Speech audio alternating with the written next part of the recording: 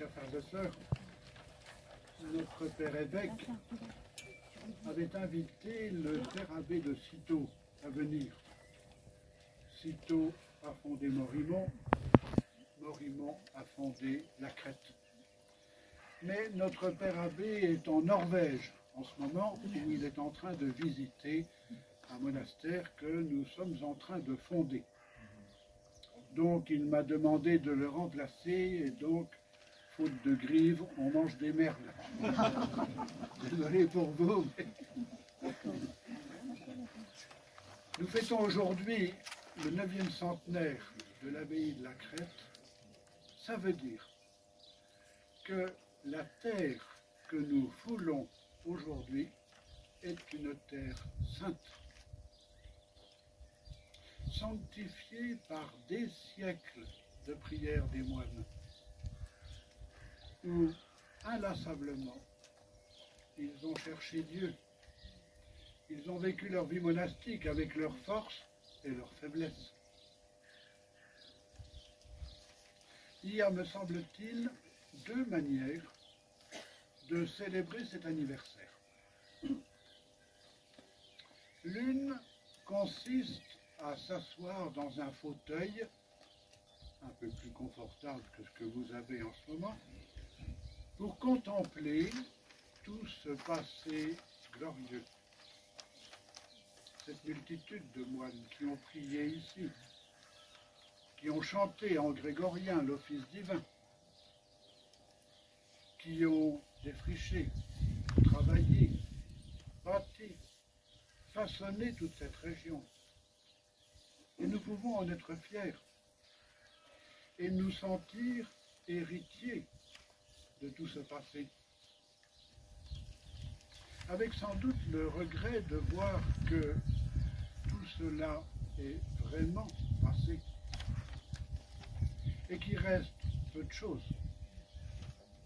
Si ce n'est un patrimoine qui nous a façonnés, une mémoire que nous essayons de maintenir vivante et qui fait partie de notre culture.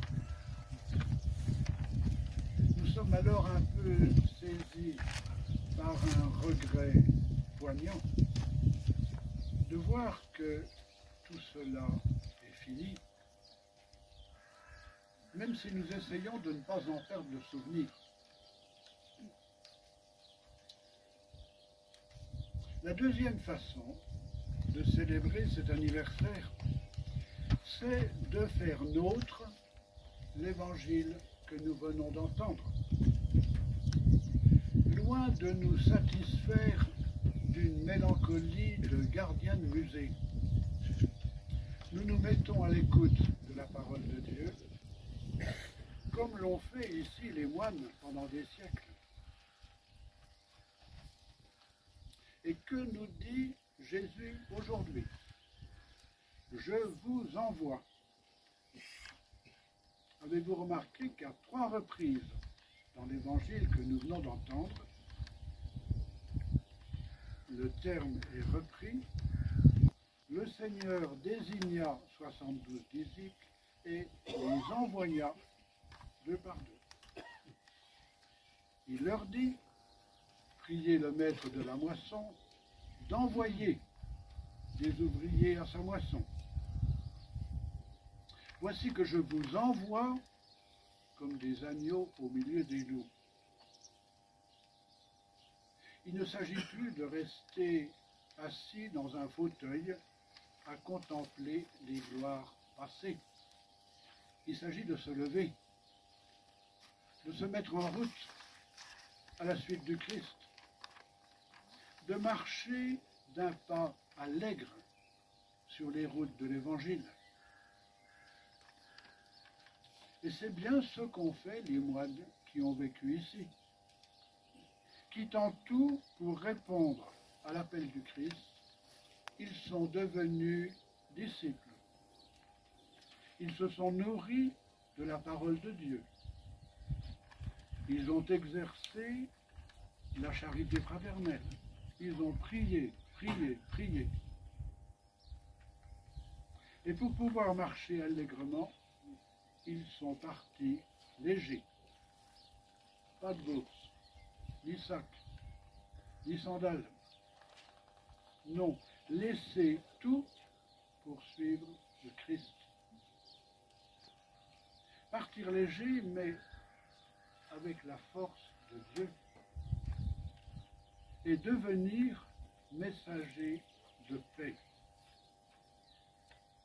Et comment croyez-vous qu'on peut devenir messager de paix? Eh bien, en vivant soi-même en artisan de paix. Ne pensez-vous pas que notre monde d'aujourd'hui, qui vit dans la guerre, a un besoin urgent d'être habité par des artisans de paix? Et comment le devenir sinon en vivant des béatitudes que Jésus est venu annoncer? Nous recherchons tous le bonheur, c'est évident. Mais où allons-nous le trouver? Est-ce en accumulant des biens dans une consommation effrénée et sans cesse insatisfaite? Est-ce en nous efforçant d'avoir une vie confortable et sécurisée? Est-ce en détournant nos yeux des pauvres et des petits pour ne pas être dérangés?